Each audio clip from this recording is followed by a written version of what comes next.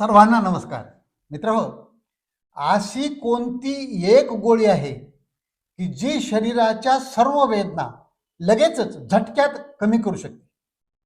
जे पायदुखी असेल, डोकेदुखी असेल, पाठदुखी असेल, कंबर दुखणं असेल, तुमचं सांधे दुखणं असेल, हे सगळं दुखणं, ह्या सगळ्या वेदना एकदम झटक्यात कमी करणारी ही जी गोळी आहे, हिचे साईड इफेक्ट सुद्धा जास्त नाही.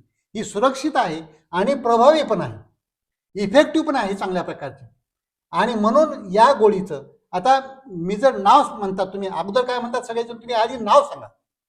याचं नाव मी सांगणारच आहे, परंतु याच्यामध्ये आधी ही माहिती करून घेतली पाहिजे की हे दोन औषधांचं कॉम्बिनेशन आहे. ही गोळी म्हणजे दोन औषधांचं आहे. मग ही जी मी दोन नावं सांगणार आहे त्यातले जे दोन घटक आहेत, हे दोन घटक कोणते कोणते आहेत हे अगोदर आपण पाहूया. पहिला जो घटक आहे त्याच्यातला तो आहे की पॅरासिटामॉल. सगळ्यांना माहित आहे, हे तापेसाठी सुद्धा वापरतात. तर हे पॅरासिटामॉल जे असतं हे 500 मिलीग्राम मध्ये उपलब्ध असतं, 650 मिलीग्राम मध्ये उपलब्ध असतं, 1000 मिलीग्राम मध्ये सुद्धा ह्याच्या गोळ्या उपलब्ध असतात. तसंच याचं इंजेक्शन सलाईनच्या ह्याच्यामध्ये पण ते उपलब्ध असतं. तर याच्यामधून चांगल्या प्रकारे तापही कमी होतो आणि अंग दुखायचं पण कमी होत असतं. याला आमच्या मेडिकलच्या भाषेमध्ये गोल्ड स्टँडर्ड म्हणतात. हे जे ड्रग आपण आज चर्चा करणार आहोत याला काय म्हणतात? Gold standard. म्हणजे कसं की तुम्ही ही गोळी प्राथमिक स्वरूपानं सुरुवातीला ही खाल्ली पाहिजे. यानं कमी नाही झालं तर पुन्हा पाहू असं म्हणतात. म्हणून हे सगळ्यात सेफेस्ट. फक्त कसं आहे की जेव्हा आपण कुठलंही सेफ म्हणतो, ते अन्नपदार्थ सुद्धा असू दे, सुरक्षित म्हणलं एखादा अन्नपदार्थ म्हणजे तो कितीही खाल्ला तर असं होऊ शकत नाही. तसं इथं औषधं सुद्धा आहेत. याचा ओव्हरडोस अतिशय जास्त वापर नाही झाला पाहिजे, तरच ते सुरक्षित असतात. तुम्हाला गरजेनुसार गरजेपुरतंच आणि जेवढे दिवस आवश्यक आहे तेवढेच दिवस घेतलं पाहिजे, जास्त दिवस नाही घेतलं पाहिजे. कारण या वेदनाशामक गोळ्या आहेत आणि आपण नेहमी म्हणतो की वेदनाशामक गोळ्या अतिशय जास्त वापर झाला तर त्या लिव्हर खराब करतात, किडनी खराब करतात, शरीरातील अवयव सगळे दुष्परिणाम करतात. म्हणून शक्यतो टाळल्याच पाहिजेत. परंतु जेव्हा घ्यायच्या आहेत, जेव्हा गरजच पडते तेव्हा आपण हा जो व्हिडिओ केलेला आहे, जेव्हा गरज पडेल तेव्हा बाकीच्या कुठल्या इतर गोळ्या, कोणत्याही गोळ्या मेडिकल दुकानामध्ये जाऊन अंगदुखीची गोळी द्या असं म्हणण्यापेक्षा तुम्हाला थोडं सांगता आलं पाहिजे की ज्या गोळीमध्ये हे दोन घटक आहेत अशा गोळीचं कॉम्बिनेशन असलेली मला द्या. किंवा साधी, आता जे आपण चर्चा करत आहोत साधी पॅरासिटामॉलची गोळी आम्हाला साधी द्या. हे जे पॅरासिटामॉलची गोळी आहे तुमच्या गरजेनुसार 500, 650 किंवा 1000 या मिलीग्रामची तुम्ही घेऊ शकता. आता पॅरासिटामॉलची ऍक्शन कशी असते, ही कशा प्रकारे कार्य करतं? ताप तर कमी करतं, परंतु याच्यामध्ये कसं असतं की जे केमिकल मॅसेंजर असतात, जे रसायन असतात की जे वेदना मेंदूकडे पाठवतात, वेदनेचं सेन्सेशन जे आहे हे पाठवतं, तर हे रसायन तिथं ब्लॉक करतं हे पॅरासिटामॉल. आणि हे संवेदना ज्या असतात या मेंदूकडे जात नाही आणि अशा प्रकारे कार्य करून ह्या वेदना कमी करायचं काम पॅरासिटामॉल करत असतं. आता हे पॅरासिटामॉल आपण गोल्ड स्टँडर्ड म्हणतो, परंतु पुन्हा आणखी मी सांगतो की याचाही वापर हा अतिशय जास्त जर केला तर हे लिव्हर खराब करू शकतो. म्हणून विनाकारण नाही केला पाहिजे. याचं मॅक्झिमम किती प्रमाण घेता येऊ शकतं हे पण आपण पुढे सांगणार आहोत, किती डोस घेतला पाहिजे हे पण सांगणार आहोत. तर आता या गोळीतला महत्वाचा जो दुसरा घटक आहे, हा दुसरा जो घटक आहे तो आहे ट्रॅमॅडॉल.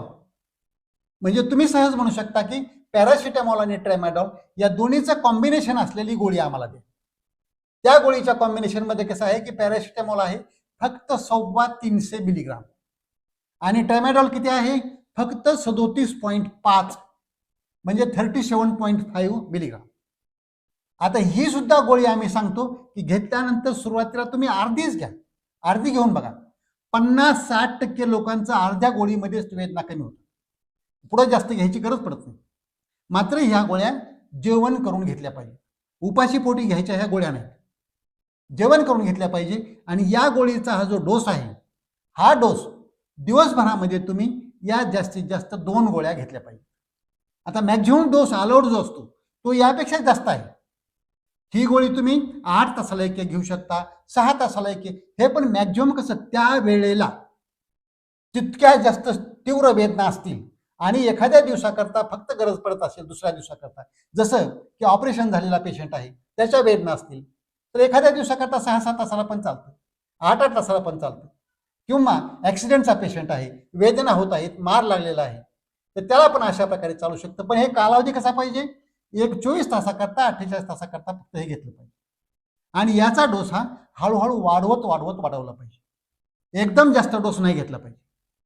आता हे जे ट्रेमाडॉल आहे हे कशा प्रकारे कार्य करत असतं, हे ड्युअल ऍक्शन म्हणतात. ह्याला दोन ह्याच्या प्रकारचे ऍक्शन होते याच्यामध्ये. एक तर हे काय करतं की जे सेंट्रल नर्वस सिस्टीम असते, म्हणजे आपली केंद्रीय मज्जासंस्था जी आहे, त्याच्यामध्ये हे जे पेनचं सेन्सेशन आहे, हे जे सिग्नल्स असतात, तर हे ट्रेमाडॉल पेनचे सिग्नल जे असतात ह्यालाच ब्लॉक करतं. आणि हे सिग्नल जर ब्लॉक झाले तर मग मेंदूकडे समजतच नाही की खाली दुखत आहे. आणि अशा प्रकारे काय होतं की वेदना त्या व्यक्तीला कमी वाटायला लागते. म्हणून हे सिग्नल जर ब्लॉक झाले तर मेंदूकडे त्या वेदना जात नाही. आणि दुसरा जो असतो, याची जी ऍक्शन आहे त्याच्यामध्ये त्या व्यक्तीला माझ्या वेदना कमी होत आहे आणि आता मला बरं वाटत आहे, म्हणजे काय म्हणतो फील गुड, हे चांगलं वाटण्याचा जो फॅक्टर आहे हा या गोळीमुळे थोडासा जास्त वाढायला लागतो, ह्या मेडिसिनमुळं. म्हणजे ट्रेमाडॉल याच्यामुळं अशा प्रकारे पण काम करतो. फक्त ट्रेमाडॉलमध्ये एक काय दोष असतो थोडासा, तो म्हणजे की त्याच्यामुळे थोडं डोकं जड पडतं. त्याच्यामध्ये कसं आहे, हा ओपिओइड ग्रुप मधला हा ड्रग आहे. पॅरासिटामॉल कसा आहे, नॉन ओपिओइड ग्रुप मधला आहे. म्हणजे पॅरासिटामॉल घेतल्यानं तुमचं डोकं जड पडणार नाही, गुंग होणार नाही, तुम्हाला बधिरता वाटणार नाही, किंवा तुम्हाला थोडी सुस्ती येणार नाही, किंवा झोप आल्यासारखं वाटणार नाही. परंतु ट्रेमाडॉल घेतल्यानंतर हे सगळं होऊ शकतं. तुम्हाला बधिरता येऊ शकते, डोकं जड पडू शकतं. म्हणून कसा याचा डोस हा कमी प्रमाणात घेतला पाहिजे आणि कमीच वेळेकरता पण घेतला पाहिजे. तेवढ्या पुरता जेवढी गरज आहे तेवढ्या पुरता, आणि कमी डोस घेत हळूहळू तो डोस वाढवला थोड्या दिवसाकरता, आणि कमी करताना सुद्धा तो हळूहळू कमी करत करत बंद केला पाहिजे. म्हणजे विड्रॉल सारखा इफेक्ट त्याला येणार नाही. कारण कसं आहे, जिथं गुंगी येत असते तिथं किंवा ओपिओइड ग्रुप जे असतात त्याच्यामध्ये ॲडिक्शन किंवा सवय लागण्याची ह्या गोळीची शक्यता जास्त असते. म्हणून हे जास्त दिवस नाही वापरलं पाहिजे. म्हणजे तुम्हाला कंटिन्यू जर दररोज गोळी घ्यायची असेल तर या गोळीची निवड अजिबात करू नका. फक्त जेव्हा गरज पडेल तेव्हाच आणि तेवढ्या पुरतंच आणि कमी डोसमध्येच याचा वापर केला पाहिजे. आता ही ट्रेमॅडॉलची वेगळी गोळी जर घेतली आपण तर ती 50 मिलीग्राम किंवा 100 मिलीग्राम मध्ये टॅबलेट असते किंवा कॅप्सूल पण असते. याचं इंजेक्शन पण मिळतं. 2 ml मध्ये इंजेक्शन असतं, 50 मिलीग्रामचं पण असतं आणि 100 मिलीग्रामचं पण असतं. मग आम्ही बऱ्याच वेळेस देताना कसं कमरेमध्ये द्यायचंय किंवा सलाईन मधून द्यायचंय किंवा नसामधून द्यायचंय, स्लोली एकदम सावकाश देता येतं. आणि हे पण आम्ही अगोदर 1 ml देऊन पाहतो. जर 1 ml मध्ये फरक पडला तर मग 2 ml द्यायची गरजच नाही. अशा प्रकारे कमी डोस हा सुरू केला पाहिजे. म्हणून गोळीचाही कमी डोसचा सुरुवात केला पाहिजे. हे पुन्हा पुन्हा मी सांगतोय. याच्यामध्ये जे सुरक्षिततेचे जे काही नियम आहेत, ही गोळी घेताना जी घ्यावयाची काळजी आहे, याचा ओव्हरडोस नाही झाला पाहिजे, ही पहिली. नंबर 2, याची सवय लागू शकते हे मनात घेतलं पाहिजे. म्हणून नियमितपणाने याची सवय लावू नका. तसंच हळूहळू वाढवलं पाहिजे. कमी करताना सुद्धा हळूहळू कमी केलं पाहिजे. तसंच जास्त डोस झाला तर यानं लिव्हर डॅमेज होऊ शकतं. जर जास्त डोस झाला म्हणजे तो नियमितपणानं लॉंग ड्युरेशन करता जास्त दिवसाकरता घेतला तरच लिव्हर खराब होण्याची शक्यता आहे. अन्यथा ही गोळी तशा मानानं सुरक्षित आहे, किंवा आपण काय म्हणू ह्याला, नो साईड इफेक्ट्स म्हणण्यापेक्षा लो साईड इफेक्ट्स म्हणता येईल, अशा प्रकारामध्ये बसते. तसंच ही गोळी घेतली असताना अल्कोहोल, दारू पिणं टाळलं पाहिजे. कारण दारूमुळे येणारं पुन्हा सिडेशन आणि ह्या गोळीमुळे येणारे सिडेशन, असं करून तुम्ही ड्रायव्हिंग वगैरे करणं शक्य होणार नाही, किंवा तशी कुठलीही कामं जोखमीची किंवा तुमचं मन खूपच कॉन्शियस अलर्ट राहील अशी अपेक्षा धरली नाही पाहिजे. म्हणून ही गोळी घेताना तेवढं प्रिकॉशन पाळलं पाहिजे. तसंच काही मायनर साईड इफेक्ट असतात की तुम्ही उपाशीपोटी नाही घेतली पाहिजे, कारण उपाशीपोटी घेतल्यावर त्याचं पित्त होऊ शकतं, थोडी ऍसिडिटी होऊ शकते, मळमळ, किंवा अशा प्रकारचं. काही जणांना मात्र अलर्जी ज्याला आहे त्या व्यक्तीला ह्याची अलर्जी येऊ शकत असते, परंतु खूप रेअर आहे. आणि ते लक्षात आलं तर पटकन ती गोळी बंद केली पाहिजे. म्हणून अगोदर कमी डोस सुरू करण्याचा तो एक फायदा आहे. म्हणून गरजेनुसार थोड्या प्रमाणामध्ये गरजेपुरतंच तेवढ्याच वेळेपुरतं एक शॉर्ट टाइम पिरियड करता आणि लो डोसमध्ये हा ड्रग घेणं अत्यंत आवश्यक आहे. म्हणून या 2 डोसची जी गोळाबेरीज होते, किंवा हे जे 2 ड्रग आहेत पॅरासिटामॉल आणि ट्रेमाडॉल, यांची एक सिनर्जी होते कमी डोसमध्ये. म्हणजे काय आपण म्हणलं, त्या गोळीमध्येच आहे 350 मिलीग्राम पॅरासिटामॉल आणि 37.5 मिलीग्राम ट्रॅमाडॉल. आता याच्यातली जर अर्धी गोळी केली तर किती येईल पॅरासिटामॉल? एकदम कमी, लहान लेकराच्या डोस सारखं येईल. आणि ट्रॅमाडॉल सुद्धा एकदम कमी प्रमाणात येईल. म्हणून कमी प्रमाणामध्ये घेतली पाहिजे, म्हणजे याची काय सिनर्जिस्टिक ऍक्शन जे होते दोन्हीची मिळून ही चांगल्या प्रकारचा रिझल्ट देते, चांगल्या प्रकारची ऍक्शन येते. म्हणून सेफ्टी तर मिळतेच, सुरक्षितता तर मिळते, परंतु फास्टर म्हणजे पटकन जलद झटक्यात आराम मिळायला याचा फायदा होतो. आणि तो आराम मिळणं किंवा वेदना शामक हा जो गुणधर्म आहे, पेन कमी करणारा गुणधर्म, हा जास्त काळाकरता पण टिकतो. म्हणजे ड्युरेशन जे आहे त्याचं लॉंग ड्युरेशन पण मिळतं. म्हणून या गोळीचा वापर हा केला पाहिजे, परंतु तो बेतानं चांगल्या प्रकारानं आणि आपण जे नियम सांगितले आहेत त्याला धरूनच केला पाहिजे. तसंच आणखी एक काळजी घ्यायची म्हणजे गरोदर असणाऱ्या स्त्रियांनी किंवा जे बाळाला अंगावर पाजतात त्या स्त्रियांनी ही गोळी नाही घेतली पाहिजे. तर आपण हे जे वर्णन केलं तर हे कशाच्या तुलनेमध्ये चांगलं आहे असं सांगायचं आहे की दुसरे जे ड्रग असतात जे कॉमनली वेदनाशामक म्हणून वापरले जातात आणि जे खूप कुप्रसिद्ध आहेत म्हणूया आपण, की किडनी खराब करण्याकरता, लिव्हर खराब करण्याकरता, तुमच्या आतडे पोटातलं सगळं बिघडवण्याकरता, अल्सरमध्ये तयार करण्याकरता, ऍसिडिटी वाढवण्याकरता, काही वेळेला तर त्या औषधांनी आतड्याला म्हणजे अन्नाच्या पिशवीला छिद्र पाडलेले आहेत, असं आम्ही स्वतः प्रत्यक्ष पाहिलेलं आहे. असे जे ड्रग असतात ज्याच्यामध्ये डायक्लोफिनॅक येतं, ॲसिक्लोफिनॅक येतं, या औषधांच्या पेक्षा ही गोळी चांगली आहे. आम्हाला हे प्रकर्षानं सांगायचं आहे. आणि जेव्हा तुम्ही मेडिकल दुकानावर जाता आणि अंगदुखीची गोळी द्या म्हणता, तर त्याच्यामध्ये प्रामुख्यानं ज्या गोळ्या मार्केटमध्ये विकल्या जात आहेत आणि त्याच्यामध्ये हेच वाईट घटक म्हणजे हे जे डायक्लोफिनॅक आणि ॲसिक्लोफिनॅक हे जास्त असलेलं प्रमाण आहे. ही एखाद दुसऱ्या वेळेला घेण्याकरता गोळी ठीक आहे, परंतु ही गोळी जास्त घेऊ नका.